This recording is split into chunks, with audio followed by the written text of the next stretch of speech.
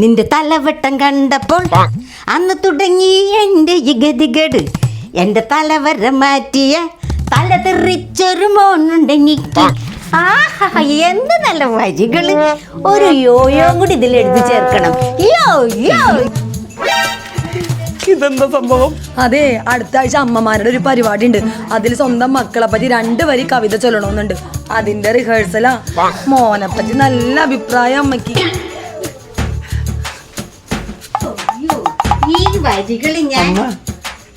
ഈ വരികള് സ്വന്തം മോനെ അപമാനിക്കണ പോലെ തോന്നണില്ലേ? തോന്നിയാ? തോന്നണം. ഭാര്യമാരുടെ മാത്രം വാക്ക് കേൾക്കണ ചില മക്കളോടുള്ള പ്രതിഷേധമാണ് എൻ്റെ ഈ ഗാനം. ഓ, ഇത്രയും നാള് നിങ്ങളുടെ വാക്ക് കേട്ടിട്ട് നിങ്ങളുടെ ഈ മോൻ ഭയങ്കര കൊമ്പത്താണല്ലോ നിക്കണത്. ഓ, നിന്റെ വാക്ക് കേട്ടിപ്പോ അവൻ IAS ആയിട്ടല്ല നിക്കണത്. IAS നേരെ ചൊവ്വ എഴുതാൻ അറിയാൻ പാടില്ല. ഈ പുള്ളിനെ എന്റെ തലയെ കെട്ടി വെച്ചിട്ട് വലിയ വർത്താനം പറയണ. തലയെ കെട്ടി വെക്കണമെങ്കിലേ മിനിമം ഒരു 25 കിലോങ്കിലും വേണം. തെക്കുന്ന ഒരു കാറ്റ് വീശിയ പറന്നു പോണ ഇവന് എപ്പോഴാണ് നിന്റെ തലയിൽ കെട്ടി വെച്ചത്?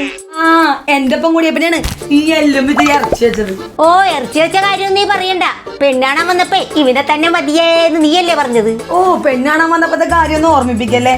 ബെൽ ബോട്ടം പാന്റും ഇൻസേർട്ട് ചെയ്ത ഷർട്ടും ഒരു കൂളിംഗ് ഗ്ലാസും കണ്ടപ്പോ ഞാൻ വിചാരിച്ചു ദുൽഖർ സൽമാനാണെന്ന്. ഒന്ന് ആഞ്ഞ് മോൻ കഴിയപ്പല്ലേ കരിഞ്ഞു സൽമാനാന്ന് മനസ്സിലായത്. പെണ്ണാണാൻ വന്നപ്പോഴേ ഒറ്റ നോട്ടത്തിൽ മനസ്സിലാക്കണോർന്നടി ഇവനൊരു മരപ്പൊട്ടനാണെന്ന്. അങ്ങനെയാണ് പെണ്ണുങ്ങള്. ഒന്ന് നിർത്താമോ? നിങ്ങൾ നമ്മൾ തല്ലു പിടിക്കോ? അതിനെ നീട്ട് അപമാനിക്കണെന്നാ നിങ്ങൾ ഇവിടെ നിൽക്ക്, ഞാൻ പോരാ. നിങ്ങടെ വന്നേ, ഇത് പിടിച്ചേ, ഇത് പിടിച്ചേ. കൊല്ലി കൊല്ലി കൊല്ലി കൊല്ലി കൊല്ലി. അല്ല പിന്നെ മോനെ, അമ്മച്ചിക്ക് ഇത്രയും പ്രായമായില്ലേ, അതുകൊണ്ടേ ഞാൻ കുത്തിയേക്കൂല, അവള് കുത്തട്ടെ. അത് വേണ്ട, അത് വേണ്ട. നിങ്ങളല്ലേ അമ്മ, നിങ്ങൾ കുത്തിയാതി. അതിനെനിക്ക് മർമ്മറിഞ്ഞൂടല്ല. ഓ, ചെറുപ്പം തുടങ്ങി വളർത്തി വലുതാക്കിയിട്ട് മോന്റെ മർമ്മറിഞ്ഞൂടെ? വയ്യാക്കി കുത്തുകളെ. എന്നാ നമുക്കൊരു തീരുമാനത്തിലെത്താം. നമുക്ക് 2 പേർ കൂടി കുത്താം. അങ്ങനെ വഴിക്ക് വാ.